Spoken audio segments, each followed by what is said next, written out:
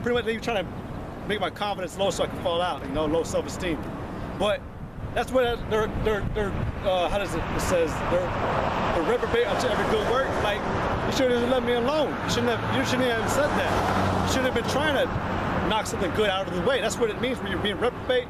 But doing, like, if you correct me, like the whole word of reprobate, you know, it's like doing things that are not convenient. You know, like, I know, it's like, yeah, doing things that are not I mean, convenient. you're not afraid of the Most High's judgment. Mm-hmm. You're doing things that are not profitable. Yeah, like being turned you're to going contrary. Yeah. You know, being turned to that old man again that you were. I got this Micah 7 and 3. That they may do evil, or I'll start at verse 2. The good man is perished out of the earth, and there is none upright among men. They all lie in wait for blood. They hunt every man his brother with a net, that they may do evil with both hands earnestly. The prince asketh, and the judge asketh for a reward. And the great man, he uttereth his mischievous desire, so they wrap it up. The best of them is as a briar, the most upright is sharper than a thorn hedge. The day of thy watchman and thy visitation cometh. Now shall be their perplexity. Trust ye not in a friend, put ye not confidence in a guide.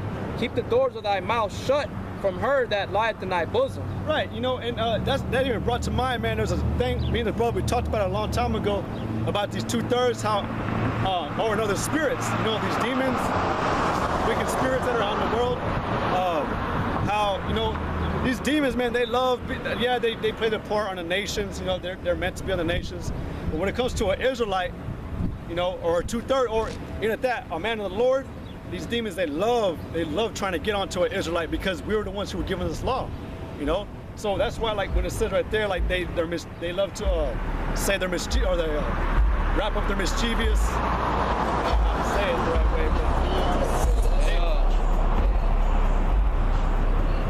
but he uttereth his desire. There. He uttereth his mischievous desire. yeah, there you go.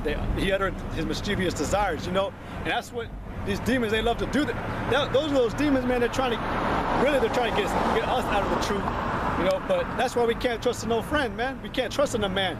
Only the brotherhood can we put our trust in, because they're the difference that sets them apart. A man of the Lord, man, he's doing his best to not turn back to his old ways, because we're in this body of sin still. But and the beautiful thing about it, he's gonna be sincere about it, Lord will, and he's not gonna be trying to deceive no brother. Subvert. Yeah, subvert a brother. Speak heresies. Yeah, he ain't gonna be trying to do that. But like, and he even knows too.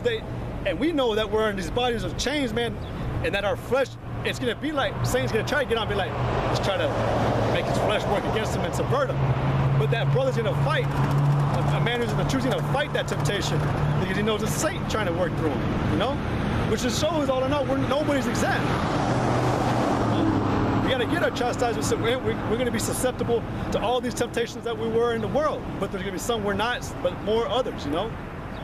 But just proving, like, if you're a man of the Lord, you're gonna be trying to subvert another person that's seeking truth. You know? You ain't gonna be uttering your mischievous desires, like saying you wanted to do it because you wanted to hook up with chicks, you know, or something, man. Get a briefcase full of money. I don't know.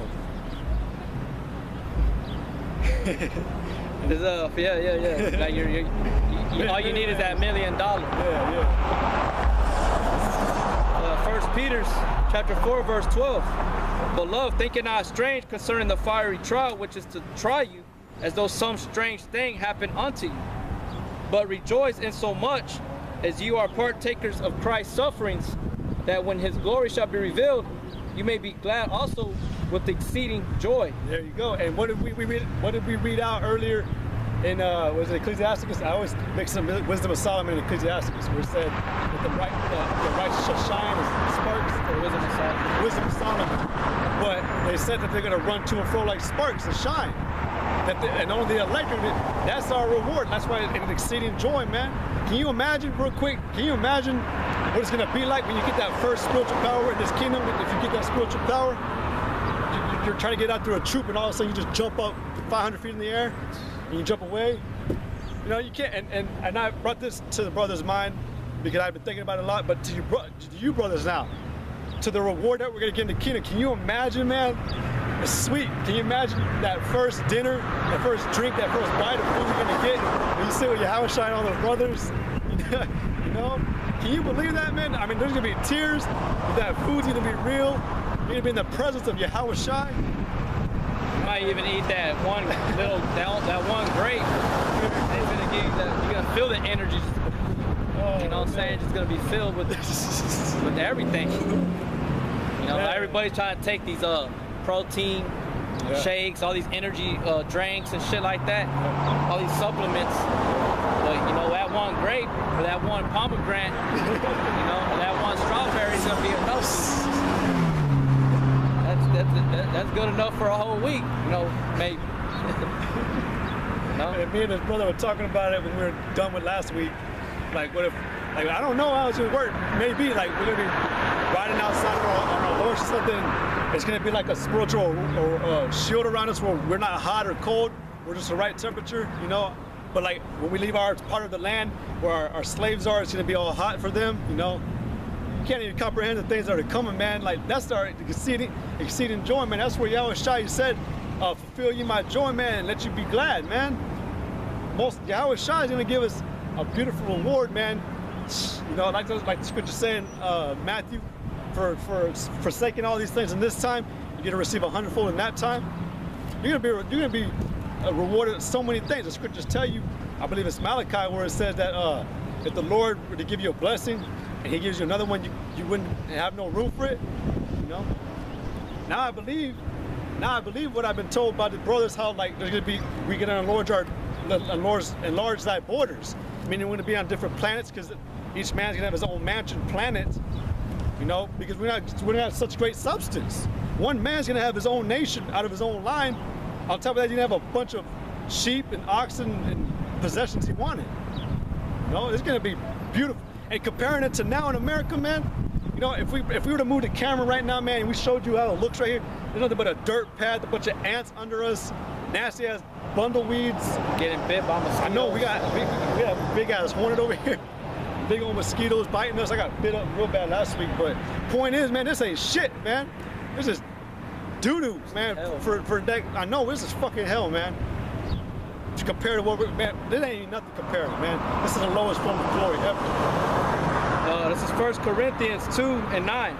But as it is written, I have not seen nor ear heard, neither had entered into the heart of man the things which God had prepared for them that love Him.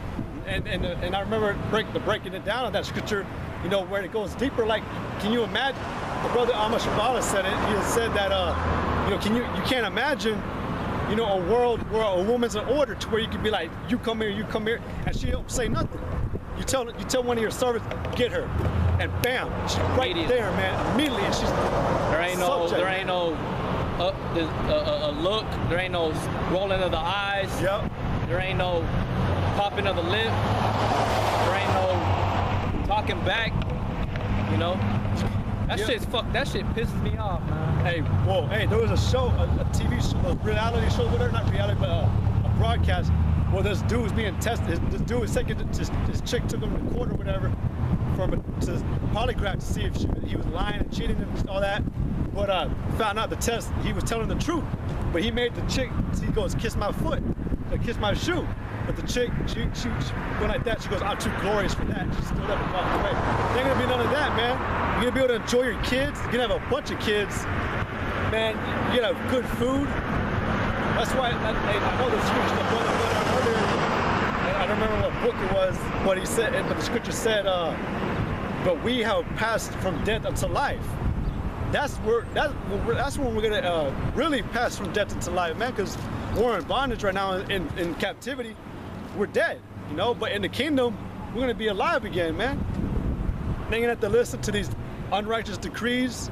We're gonna have right laws. You ain't gonna have to sleep with a loud ass fan every night to help you go to sleep, you know, just small things, you know.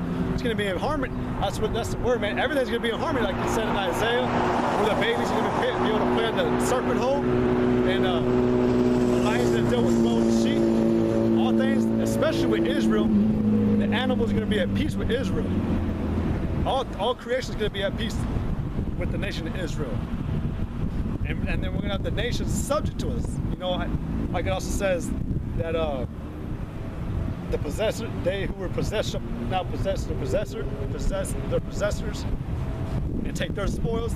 It even says, man, that you nations, man, you're going to have to restore everything you took from us back to us. Everything that y'all own is going to be ours, because it rightfully is.